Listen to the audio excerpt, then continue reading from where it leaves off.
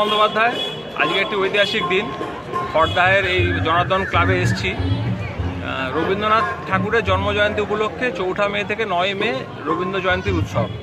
আজকে উদ্বোধনী অনুষ্ঠানে আমরা তাদেরকে স্মরণ করছি যাদের জন্য আমরা স্বাধীনতা পেয়েছিলাম।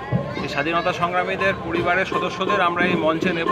তার কারণ বিশ্বকবি রবীন্দ্রনাথ ঠাকুর যে কাজটি করেছিলেন, জালিয়ানবাগে নিরীহ মানুষের হত্যার জন্য নাইটহুড উপাধি ত্যাগ করেছিলেন।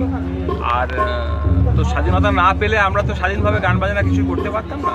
তো আসুন দেশাত্মবোধক যে ভাবটা আমাদের জাগিয়ে তুলি, আর নতুন ভারত গড়ার জন্য স্বাধীনতা সংগ্রামীদের প্রতি তাদের যোগ্য সম্মান যাতে জ্ঞাপন করতে পারি সেই চেষ্টা করি।